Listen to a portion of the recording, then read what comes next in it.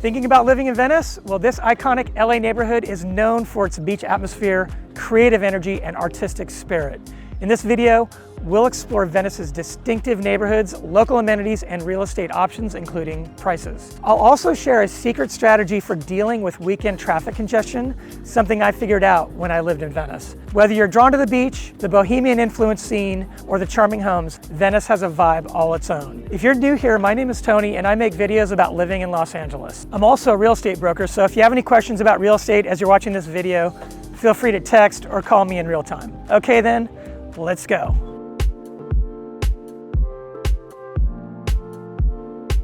Venice is bordered by Santa Monica to the north, and Culver City and Mar Vista to the east, and Marina del Rey to the south. Let's look at some of Venice's key neighborhoods. We'll start inland and move southward toward the beach. The east of Lincoln neighborhood is quieter, it's up and coming, and it has a mix of residential and retail spaces along Venice and Lincoln Boulevards. Abbot Kinney Boulevard is known for its upscale boutiques and trendy restaurants. And Oakwood neighborhood is a residential area with a mix of historic and modern homes. Windward Circle is a key junction connecting Venice Beach to Abbot Kinney Boulevard. Venice Canals Historic District is perhaps Venice's most famous neighborhood, complete with picturesque waterways and luxury homes. And then there's the Venice Beach area with its colorful, bustling beachfront boardwalk and large sandy beaches. This is where you'll find prime beachfront properties. Venice Beach is also the neighborhood's biggest draw and potentially biggest drawback. Traffic within a few blocks of the beach around Windward Circle and the canals can be brutal, and more on the traffic situation in a minute. Marina Peninsula is another neighborhood that sits just south of Washington Boulevard, and locals debate whether it's part of Marina del Rey or Venice. The homes here have Marina del Rey addresses, and I'll show you where it is, but I'm covering it in greater detail as part of an upcoming video about Marina del Rey. We'll dive into Venice's neighborhoods in more detail in just a minute, but first, I lived in Venice for a year and a half and enjoyed the heck out of it.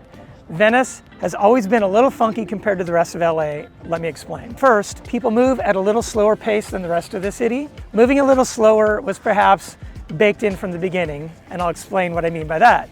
Venice was founded in 1905 by developer Abbot Kinney as a Venice of America. His canal system was even larger than the canal district today, but it was designed to emulate the canals and charm of its Italian namesake. Today, instead of slow rowing a gondola, biking is a big part of the groove here. While certainly not a requirement for living in Venice, there is a lot of biking going on. In fact, I got myself a beach cruiser and used it for quick errands and for meeting friends at one of the many beach bars near the boardwalk, plus the restaurants in Abbot Kinney. Second, there's a lingering counterculture vibe here, and again, history tells the story. There's the bodybuilding movement of the 1950s, beatniks and hippies of the 60s, then came skateboarding and punk rock in the 70s and 80s. Today, Venice attracts artists, entrepreneurs, and tech professionals alike. It blends historic elements with modern innovation. It's a place where bohemian spirit meets upscale living. So let's move through the neighborhoods, starting inland and then moving towards the beach. East of Lincoln is an emerging part of Venice, a mix of residential and commercial spaces. This area offers a quieter atmosphere compared to the beachfront, making it a great choice for folks looking for more affordable options within the Venice neighborhood. Now, Lincoln Boulevard is the main drag with a lot of essential businesses for everyday errands. More on the amenities across Venice in just a second. In terms of real estate, east of Lincoln is full of 20s era bungalows, post-war bungalows, and mid-century ranch-style homes. Remodeled, expanded, and new construction homes here can also be found in the area. I'll go over prices for all the core Venice neighborhoods together at the end of this video. Oakwood is a residential enclave that reflects Venice's bohemian roots. It's known for its vibrant community and proximity to local parks and schools. The area is a mix of older craftsman homes and original homes restored, plus contemporary architectural designs. Some of the original homes here have also been expanded. The larger contemporary homes on the scene can get up to 5,300 square feet. When Venetians say Abbot Kinney, they can be talking about Abbot Kinney Boulevard or the Abbot Kinney neighborhood, a few blocks either side of the boulevard. The commercial core along Abbot Kinney was dubbed the coolest block in America by GQ magazine. This mile-long stretch is lined with art galleries, designer boutiques, and trendy restaurants. Whether you're browsing unique shops or enjoying craft cocktails, this area of Venice offers high energy, yet a sophisticated experience. The Abbot Kinney neighborhood sports a handful of condo buildings and larger single-family homes. Windward Circle is a roundabout, a key junction connecting Venice Beach to Abbot, Kinney. The roundabout features historic landmarks and modern developments, including unique public art installations and a mix of shops and cafes. Like Oakwood, the Windward Circle neighborhood has small original bungalows starting at around 750 square feet and contemporary homes that run up to 3,500 square feet. The Venice Canals have picturesque waterways, footbridges, and stunning luxury homes. This historic district provides a scenic escape from the bustling beachfront, making it one of the most exclusive and desirable parts of Venice. Early canal homes from 1910 or so can be quite small, around 1,200 square feet. I've seen a few builds from the 1920s that are only 700 square feet. Many original homes have been ripped and replaced with contemporary builds up to 4,000 square feet. Venice Beach is the busiest part of the neighborhood. More on all the activities here in a minute. So Venice Beach runs from Santa Monica's Ocean Park neighborhood down to the terminus of Washington Boulevard. The northern half contains a mix of regular streets and pedestrian-only alleyways known as the walk streets. They create a sense of community for residents, and they are a less hectic access point to the beach when coming from interior neighborhoods like Abbot, Kinney, or Oakwood. Venice beachfront properties are some of the most desirable in LA. These homes and condos are steps away from the boardwalk, providing easy access to the lively beachfront culture, and most importantly, a front row seat to Venice's gorgeous sunsets. Now I'll show you some of Venice's amenities that make living here both convenient and loads of fun. Just a quick reminder, if you like videos about living, working, or buying a home in LA, make sure to mash that subscribe button. Venice is pretty self-contained in terms of shopping and everyday errands, and it's worth pointing out the Whole Foods on Lincoln Boulevard. Another staple of life for me when I lived here was routine Costco trips. There's a Costco at Lincoln and Venice. This particular Costco is insanely busy on the weekends. Anytime you can hit it midweek is much better for you and your sanity.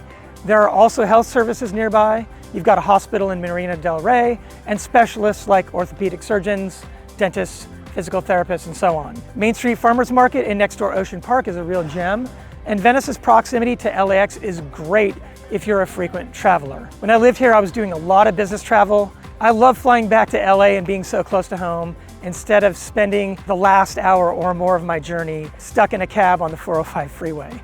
It's just nice to get home quickly. For those looking to stay active, Venice has a number of yoga studios and fitness centers, but where Venice really shines is the wide range of outdoor activities.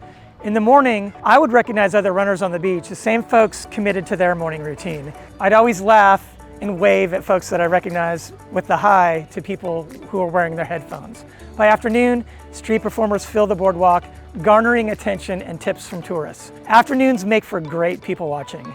I don't know, is people watching an outdoor activity? Nonetheless, recreation continues throughout the day at the skate park and Muscle Beach, which are also cultural landmarks that showcase the area's active lifestyle. And of course, the beach itself, good for swimming, relaxing on the sand, or surfing when the conditions are right. Venice Beach Rec Center has beach paddle tennis courts, basketball courts, and the aforementioned Muscle Beach outdoor gym. The boardwalk itself is part of the Marvin Road bike trail that connects Venice to Santa Monica and then Pacific Palisades and further to the north. And it stretches south to Manhattan Beach and beyond. The canals are good for a scenic stroll. Property owners in the canals can also enjoy a mellow kayak ride. Penmar Golf Course abuts the east of Lincoln neighborhood, and it's good for a quick game. Venice is relatively accessible, but traffic can be heavy, especially along the major roads like Lincoln Boulevard and Pacific Avenue. Traffic is at its worst on summer weekends. When the rest of LA is hot, it feels like the whole city shows up to escape the heat. I lived a couple blocks from the beach where the traffic is heaviest. By 9 a.m., I could not get out of my driveway, and traffic does nothing but get worse throughout the day. So here's my secret for dealing with Venice when it's a giant traffic jam. Do your shopping at 7 a.m. I used to get up early no matter what, and trust me, I didn't always feel great on a weekend morning. But I'd get all my groceries and be done before traffic was out of control. Then I just ride my bike for the rest of the day. The shopping early tactic works every time. Real quick, if you're considering a move to or across Los Angeles, call, email, text, whatever works best for you. We help folks find the perfect place to call home.